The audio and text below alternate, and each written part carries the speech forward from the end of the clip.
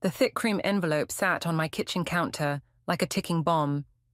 Even from across the room, I recognized my mother's pretentious gold-embossed stationery, the kind she reserved for important social occasions. 5 years of silence. And now this?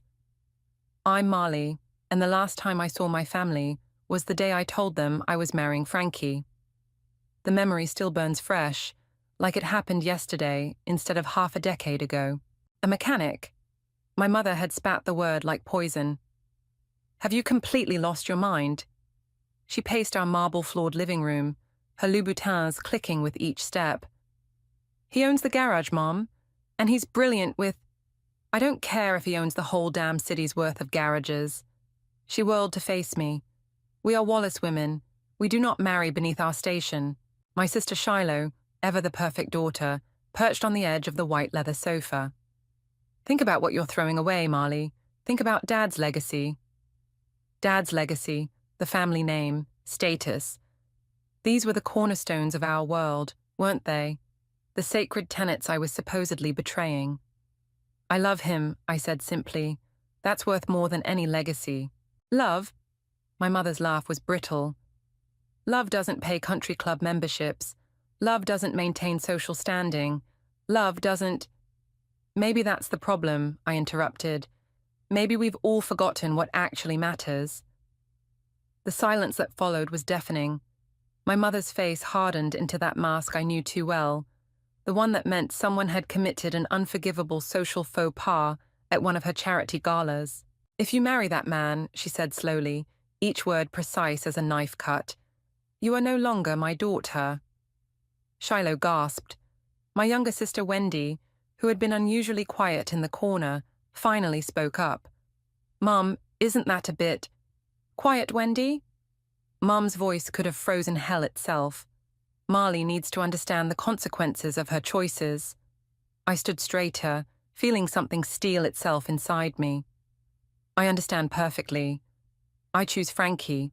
The wedding was small but perfect.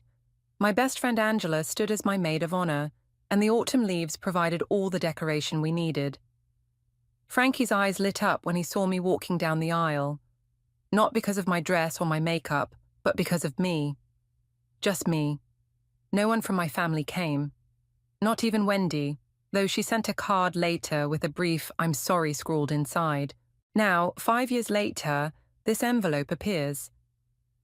My hands trembled slightly as I finally picked it up, sliding my finger under the flap. Inside was an invitation to the annual Wallace family reunion, held at our summer estate in the Hamptons. The same event I'd attended every year of my life until the disownment. My phone buzzed, Angela calling. I answered on speaker while still staring at the invitation. Did you get one too? She asked without preamble. You got an invitation to my family reunion? Yeah, weird, right? I mean, considering I was basically excommunicated along with you for supporting your marriage. I frowned, something clicking into place. When's the last time you talked to Shiloh? Last week, actually. At that tech conference downtown. She seemed weirdly interested in Frankie's new project. My stomach dropped. Of course. Frankie's startup had just secured major funding. The tech blogs were calling him the next big thing in sustainable energy. They know, I said quietly. Know what? About Frankie's success, the money, the connections he's making. I laughed, but it wasn't a happy sound. Suddenly, I'm worth acknowledging again. What are you going to do? I traced my finger over the embossed lettering, feeling the familiar weight of family expectations pressing down on me. But I wasn't that same girl anymore, desperate for approval. I think, I said slowly, it's time to show them exactly who I've become. Marley? Angela's voice held a note of warning. Don't do anything rash. Oh, I won't. I smiled, thinking of all the lessons my mother had taught me about social warfare. I'm going to be perfectly, exquisitely civil, just like Mum always wanted. As I hung up, my phone buzzed with a text from Frankie. Home soon. Big news about the company. Love you. I looked at the invitation one more time before making my decision. Time to RSVP yes, to what promised to be the most interesting family reunion in Wallace history. Your mother used to say there were two kinds of people in this world, Frankie mused, examining the invitation over breakfast. Those who earned their way up, and those who were born there. Guess which category she put me in? I stirred my coffee, watching the cream create perfect swirls. And now that you've earned your way up, they suddenly want to play happy families. You don't have to go, he said softly. We could spend that weekend in Bali instead. That investor meeting's there anyway. The mention of the investor meeting made something click. Wait, isn't the reunion the same weekend as your big announcement? Frankie's pause told me everything. They knew, I said. Of course they knew. Shiloh's husband works in venture capital. They're not just trying to reconcile, they're trying to position themselves.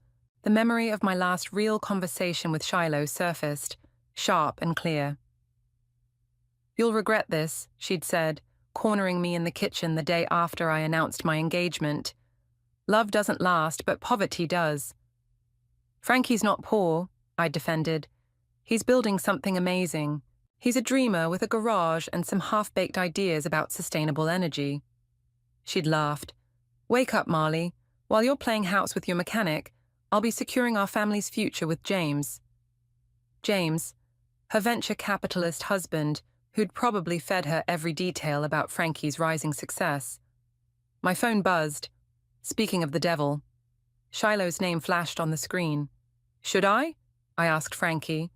He shrugged. Might be enlightening, I answered. Hello? Marley. Shiloh's voice dripped honey. I was so hoping you'd pick up. Did you get the invitation? I did. Quite a surprise after 5 years of radio silence. Oh, darling, water under the bridge. Mum's been beside herself about healing this rift. We all have. I caught Frankie's eye across the table. He raised an eyebrow. Really? I kept my voice neutral. What changed? Nothing changed. We just miss you and... She paused dramatically. I hear congratulations are in order. Frankie's done quite well for himself, hasn't he? There it was. He has, I said, though I remember you having some strong opinions about his half-baked ideas. The silence lasted a beat too long. Ancient history. Listen, I'm having lunch with some investors today. Why don't you join us? We can catch up properly. Investors? I repeated innocently. Anyone I know? Oh, just some people interested in sustainable energy. Your field now, isn't it? I smiled despite myself. Same old Shiloh, always angling for an advantage. Actually, I have plans with Angela today. Angela? Shiloh's voice cooled noticeably. You still associate with her? She stood by me when it mattered. Unlike some people. Another pause. Marley, don't be difficult. We're trying to make amends here. Are you? Or are you trying to make connections? I don't appreciate what you're implying. And I don't appreciate being ignored for 5 years until my husband becomes financially valuable to you. Frankie reached across the table, squeezing my hand. That's not fair, Shiloh protested. We're family. Funny, that's not what Mom said when she disowned me. People change, Marley. Can't you just... I'll see you at the reunion, Shiloh. I hung up before she could respond. Frankie pulled me into a hug as soon as I put the phone down. You okay? No, I admitted. But I will be. What time's your meeting? In an hour. Want to come? We're finalizing the announcement details. I shook my head. I need to see Angela, figure out why they invited her too. Be careful, he warned. Your family plays dirty when they want something. Trust me, I remember. I grabbed my bag. That's why I'm not playing their game. I'm playing mine. As I headed for the door, my phone buzzed again. A text from Wendy. Is it true? Are you coming back? I stared at it for a long moment. Wendy, who'd sent that apologetic card. Wendy, who'd tried to defend me that day. Wendy, who still never quite stood up to our mother. I typed back, not coming back, just visiting. Her response was immediate. There's something you should know. Can we meet? I showed Frankie the message. Trap? He asked. Maybe, but Wendy was always the honest one. I texted back. Tomorrow, coffee shop on 5th, noon. Whatever they're planning, Frankie said, kissing my forehead. Remember, you're stronger than they think. I nodded, but as I left our apartment, I couldn't shake the feeling that this was just the beginning. The Wallace family didn't do anything without a strategy, and I had a sinking feeling I was about to find out exactly what game they were playing. The Wallace summer estate loomed before me, its pristine white columns and manicured lawns exactly as I remembered. Frankie squeezed my hand as we walked up the circular driveway. "Ready?" he asked. Before I could answer, the massive oak door swung open. My mother stood there, perfect as ever in her cream Chanel suit, not a silver hair out of place. "Darling," she air-kissed both my cheeks, her perfume overwhelming. "And Frankie, my dear boy, how wonderful to see you both." The same woman who'd called him that mechanic now beamed at him like he was her favorite son-in-law. I felt sick. The house was packed with the usual suspects, distant relatives, family friends, and business associates, all pretending the last 5 years hadn't happened. Shiloh materialized immediately, champagne flutes in hand. "You made it." She pressed a glass into my hand. "James is dying to catch up with Frankie. Shop talk, you know how men are." Before I could object, she'd whisked Frankie away toward a group of suits in the corner. I watched him go, noting how they immediately closed ranks around him. "He cleans up nicely," my mother murmured beside me. "Who would have thought?" "I would have," I said sharply. "That's why I married him." She waved her hand dismissively. "Ancient history. We're just happy to have you both back where you belong." "Are we? Because last time I checked, I didn't belong here at all. Marley." Her voice dropped to that dangerous whisper I remembered from childhood. "Can't we move forward? For the family." "The family?" I laughed. "Or the family investments?" A flash of something, anger, worry, crossed her face before she smoothed it away. "I don't know what you mean." "Mom!" Wendy's voice cut through the tension. She appeared looking flustered, her dark hair escaping its usual sleek style. "Could you help with the caterers? There's an issue with the seafood." Our mother's face tightened. "Excuse me, dear, duty calls." She clicked away on her designer heels. As soon as she was gone, Wendy grabbed my arm. "We need to talk, now." She dragged me into Dad's old study, the one room that hadn't changed since his death. The leather chairs still smelled like his cigars. "They're planning something," Wendy blurted. "I overheard Mum and Shiloh last night. They're trying to get Frankie to merge his company with James's firm." I sank into one of the chairs. "Of course they are." "There's more." Wendy glanced at the door. "They've already been talking to his board members, behind his back." My blood ran cold. "How long?" "Months. She broke off as voices approached. The door opened and Shiloh swept in with James in tow. "There you are. Having a sister moment?" "Something like that," I said, studying her perfectly composed face. How long had she been plotting this? "Frankie's quite the star out there," James said smoothly. "Everyone's fascinated by his energy storage breakthrough, revolutionary stuff." "Yes," I smiled tightly. "He's worked hard for it." "Hard work only gets you so far," Shiloh chimed in. "Sometimes you need the right connections to really succeed." The implied threat wasn't subtle. "Funny," I said, standing up. "That's exactly what Dad used to say, right before he warned us about wolves in sheep's clothing." Shiloh's smile faltered slightly. "I'm sure I don't know what you mean."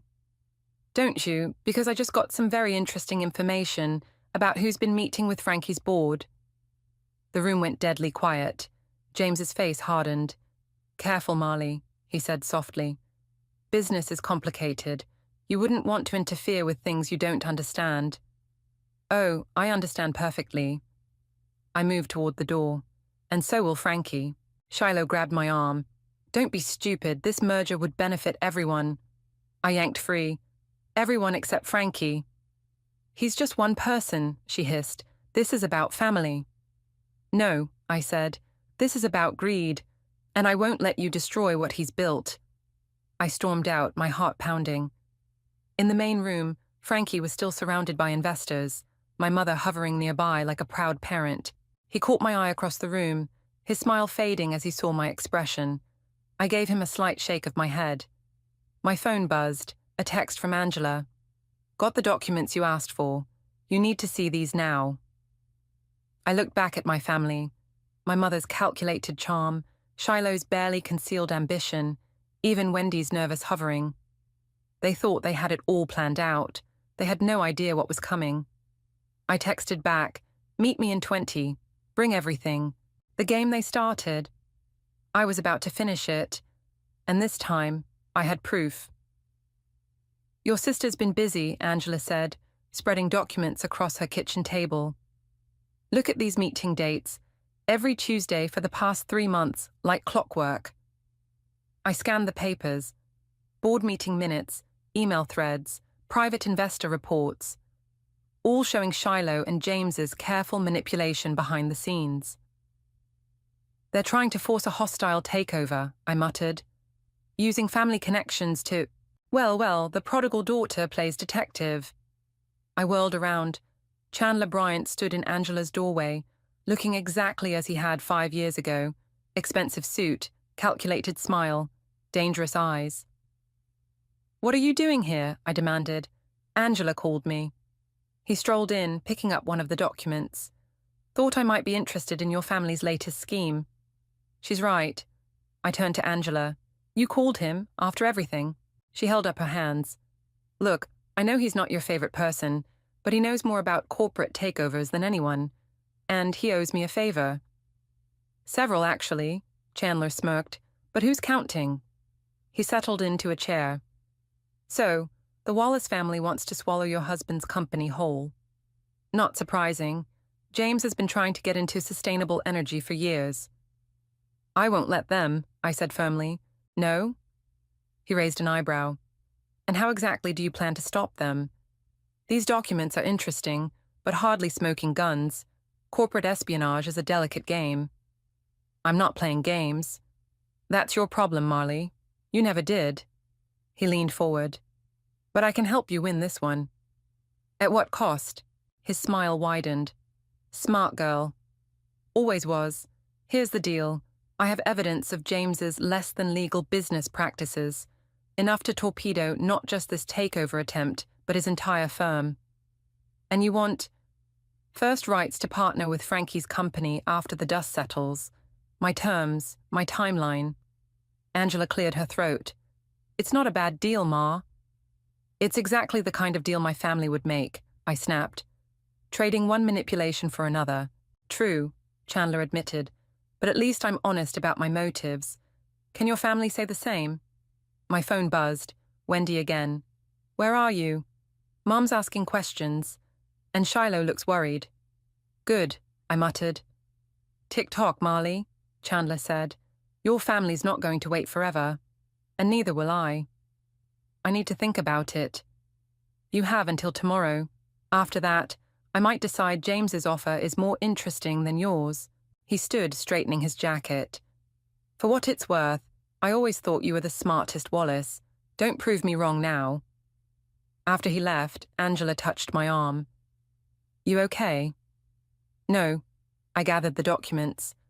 "My family's trying to steal my husband's company, and my only ally might be the man who tried to destroy my father's business." "There's another way," she said quietly. "Tell Frankie everything. Let him handle it.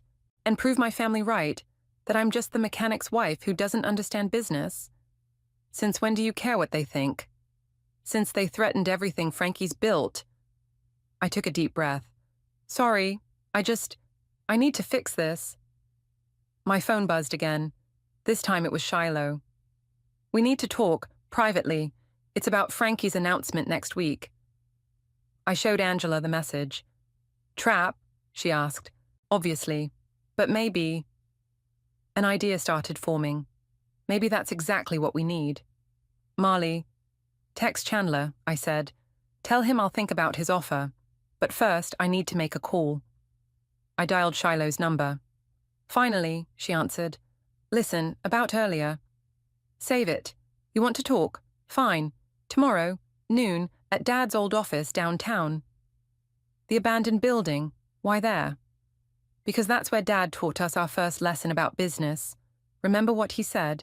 A pause. Always negotiate from a position of strength. Exactly. See you tomorrow, sis. I hung up and looked at Angela. I'm going to need those documents, and your help. What are you planning?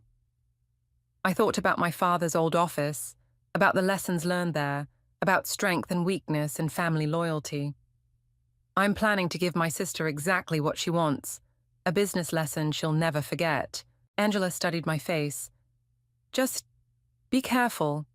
Remember what happened last time someone tried to outmaneuver your family? Oh, I remember. I gathered my things. That's why this time, I'm not just going to outmaneuver them. I'm going to beat them at their own game.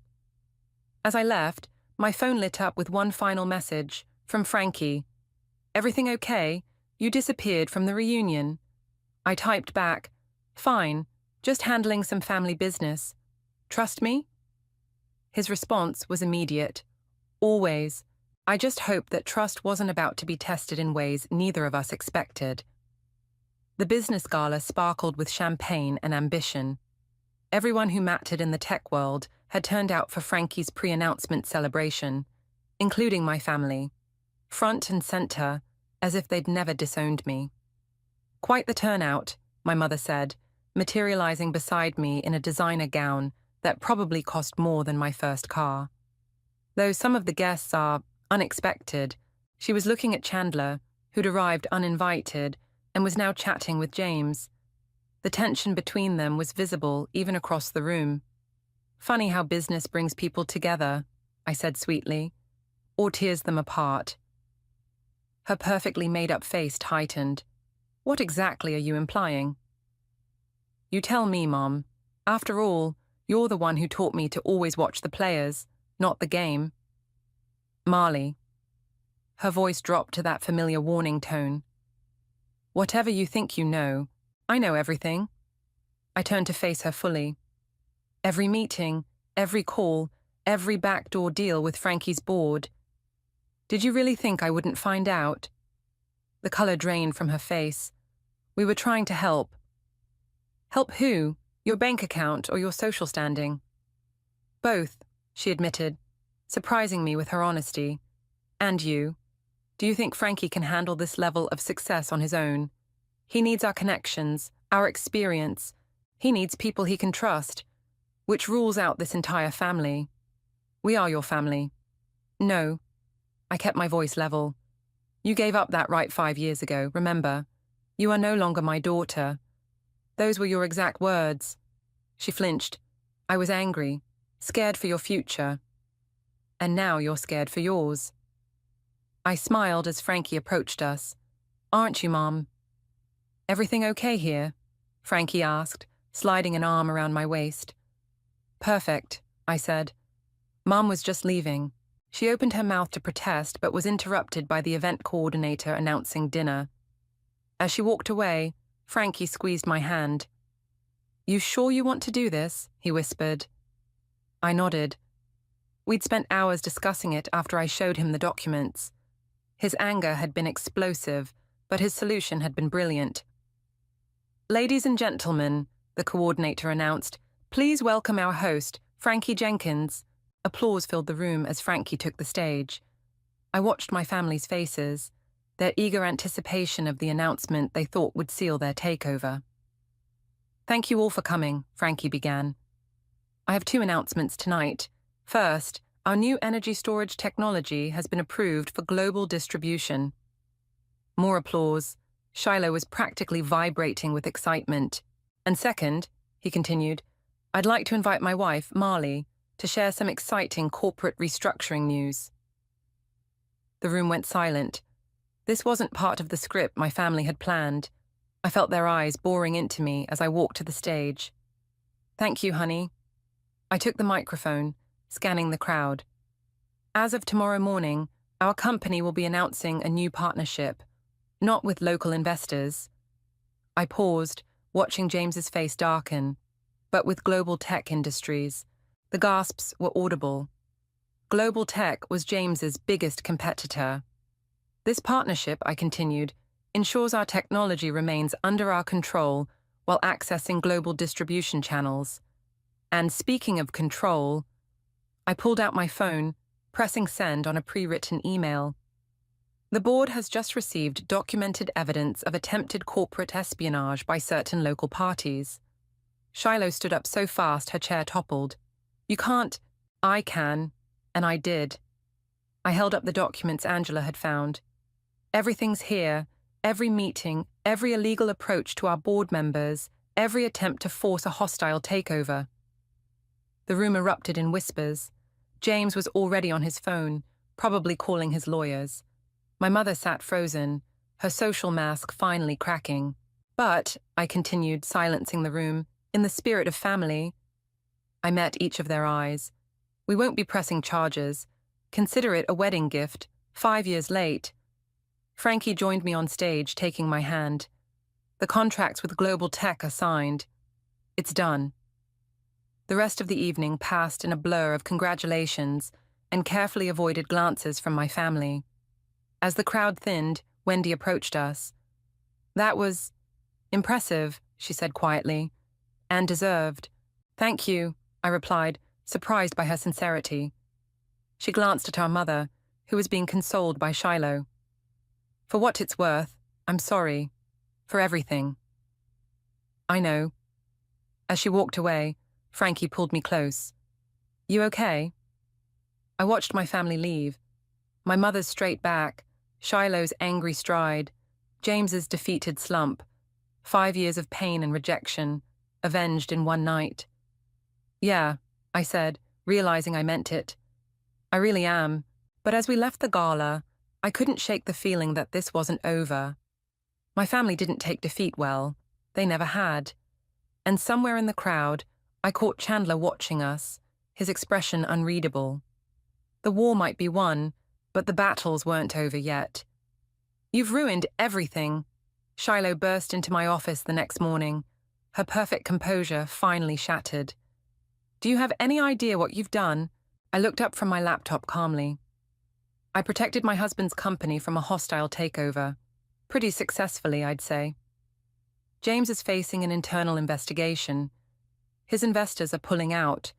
Our reputation... Your reputation... I stood up. What about my reputation when you all cut me off? When you told everyone I was having a mental breakdown because I chose love over money? She faltered. That's different. How? Because you were the one doing the destroying then. We were trying to protect you. From what? Being happy? Having a genuine relationship instead of a business arrangement disguised as a marriage? Shiloh sank into a chair, suddenly looking exhausted. You don't understand. Mum and Dad's marriage. It wasn't what you think. What do you mean? Dad was going bankrupt when he met Mom. She saved the family business with her inheritance. That's why she's so obsessed with status, with making the right connections. She was terrified we'd end up like him. I sat back down, processing this. Why are you telling me this now? Because, her voice cracked, because James really is in trouble, and I don't know how to fix it. Before I could respond, my office door opened again. Wendy slipped in, followed by Angela. Sorry to interrupt, Wendy said, but you both need to see this. She handed me her phone. On the screen was a business news article.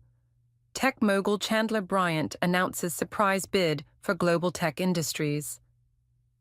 If he succeeds, Angela said quietly, he'll control your partnership deal. My stomach dropped.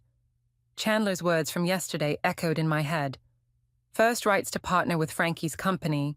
My terms, my timeline. He played us, I realized. He knew about James's troubles, knew it would push us toward Global Tech. And now he's making his move, Shiloh finished. God, Marley, what have we all done? My phone buzzed, Frankie calling. Hey, what's... Turn on the news, he cut in. Now. I grabbed the remote for my office TV. Chandler's face filled the screen, standing at a podium. And with this acquisition, we'll be revolutionizing the sustainable energy sector, starting with some exciting innovations from a small but promising startup. He's announcing it early, Angela whispered, before your official announcement tomorrow. I watched Chandler smile at the cameras, that same calculated expression he'd worn in my kitchen. He was forcing our hand, announce our partnership with a company he was about to control, or scramble for alternatives at the last minute. "We need to stop him," Wendy said. "How?" Shiloh demanded. "He has the resources, the connections. So do we." I turned to face my sisters. "If we work together—" They stared at me. "After everything that's happened?" Shiloh asked. "Look, we can hate each other later. Right now, we need to save both our companies. Are you in?" A moment of silence, then Wendy stepped forward. "I'm in." Shiloh hesitated, then nodded. "What's the play?" "Angela," I turned to my friend, "call your contacts at the financial papers. We need to know exactly how Chandler's financing this takeover." She was already dialing. "On it." "Wendy, you still have friends in the Regulatory Commission?" "Several. You think there's something there?" "Chandler never makes a move this big without insurance. Find it." "And me?" Shiloh asked. I met her eyes. "How many of Mom's social circle are global tech shareholders?" A slow smile spread across her face, the first genuine one I'd seen in years. "Enough to make a difference." "Good, get Mom on board. Time for her to put those social connections to real use." My phone buzzed again, Chandler this time. I put it on speaker. "Enjoying the show?" he asked. "You won't get away with this." He laughed. "I already have, but I'm feeling generous. Come to my office in an hour. We can discuss terms." "No thanks. I think I'll wait for my family's counteroffer." A pause. "Your family? The ones who tried to steal your husband's company yesterday?" "Yes. Turns out they're not the only ones who can learn from their mistakes." Another pause, longer this time.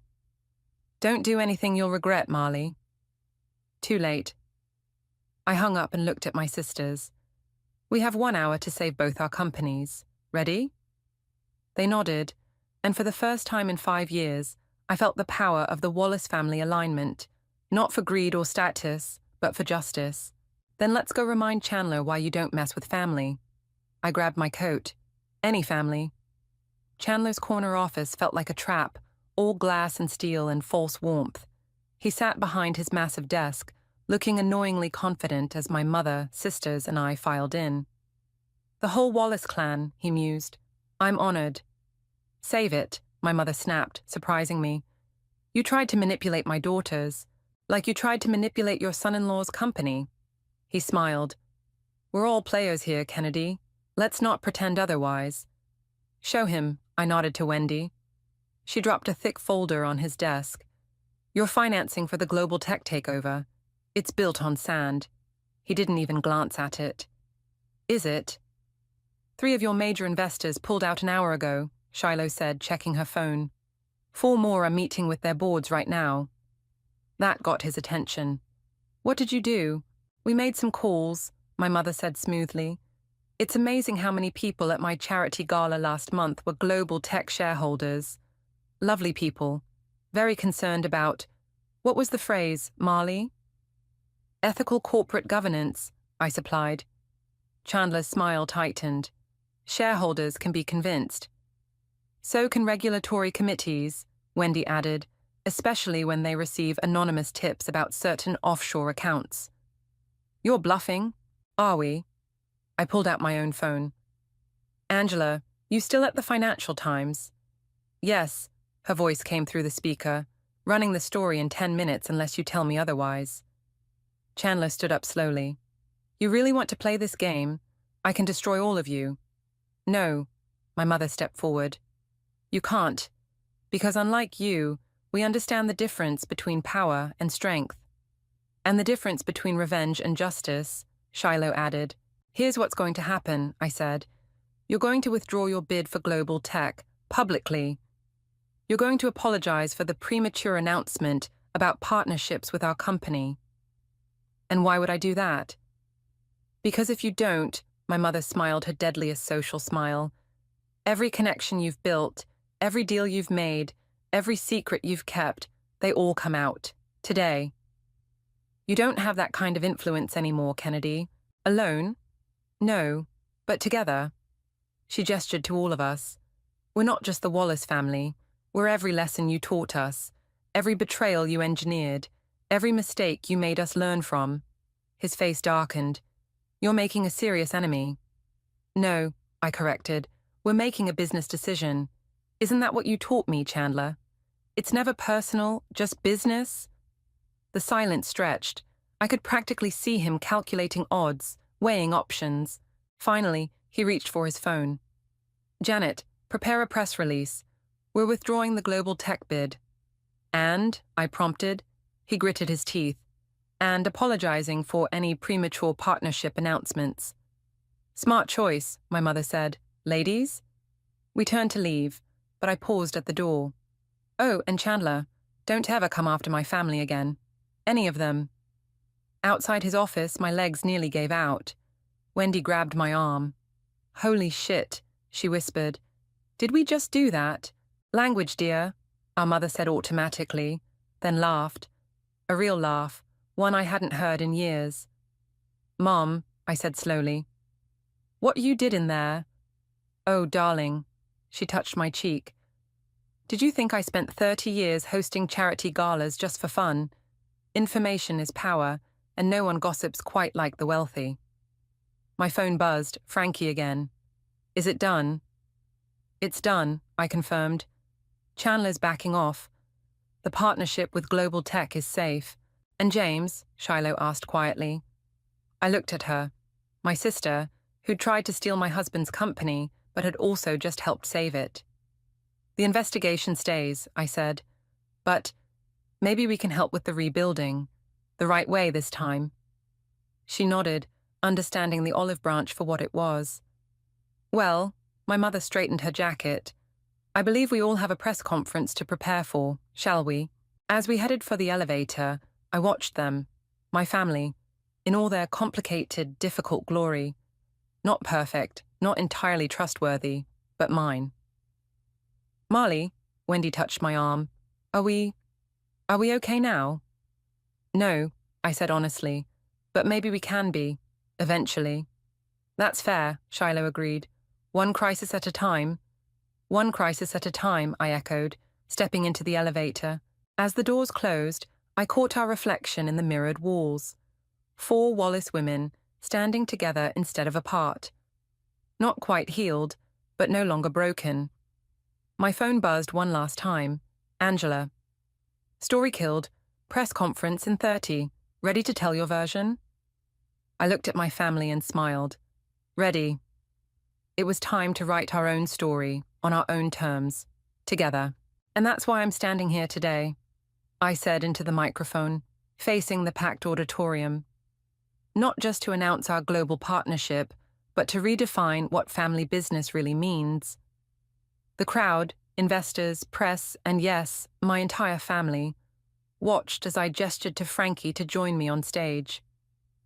Success isn't just about profits or power, he added, taking my hand.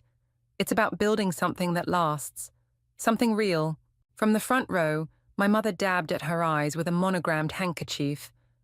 Next to her, Shiloh and James sat close together, their hands linked. The investigation had cost them, but they were rebuilding, the right way this time. And now, I continued, I'd like to introduce our new board of directors. One by one they stood. Angela, our new communications director. Wendy, heading up legal affairs.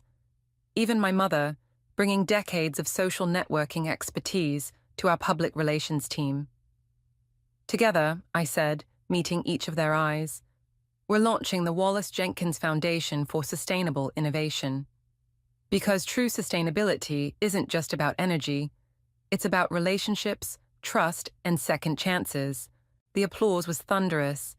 As we moved to the reception afterward, Chandler's absence was notably conspicuous. Last I'd heard, he'd taken a sabbatical to the Cayman Islands. Quite the speech, my mother said, approaching with 2 champagne flutes. Your father would have been proud. Would he? I accepted the glass.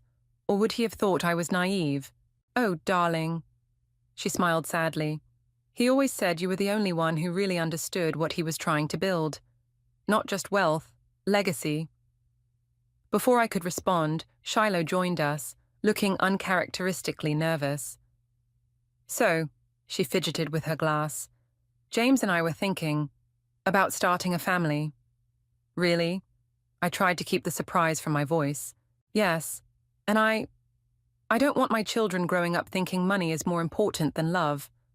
I don't want to make the same mistakes.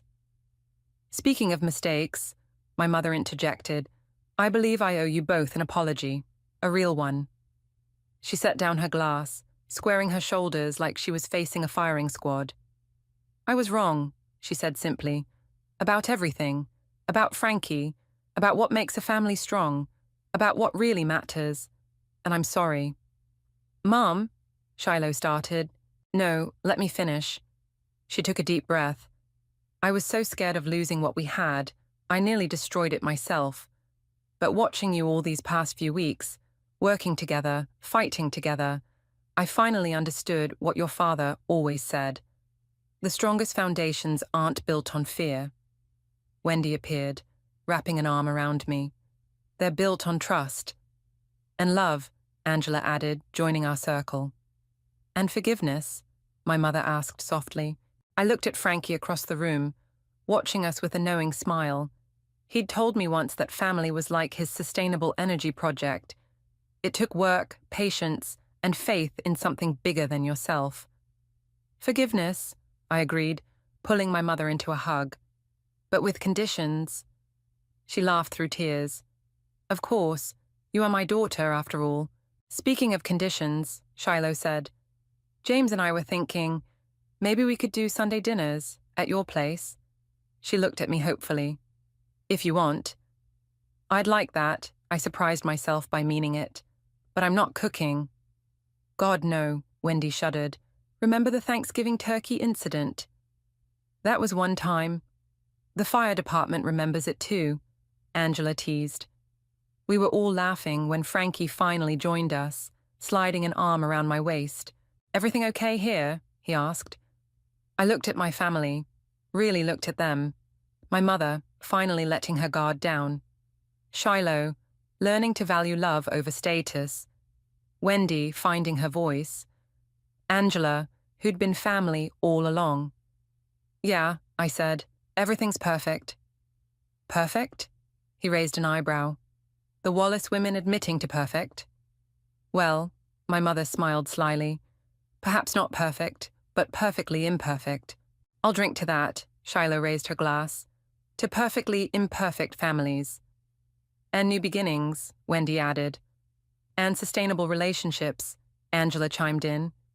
And love, I finished, looking at Frankie. Above all else, to love. As our glasses clinked together, I felt it. That shift from broken to healing, from fear to faith, from power to strength. We weren't the same family we'd been 5 years ago. We were something better, something real, something that would last. And as the evening wound down, surrounded by the people I loved, all of them, complicated and difficult and wonderful, I finally understood what Dad had written in his last letter to me. The greatest legacy isn't what we leave behind, but what we build together. We were building something extraordinary. And this time, we were doing it right.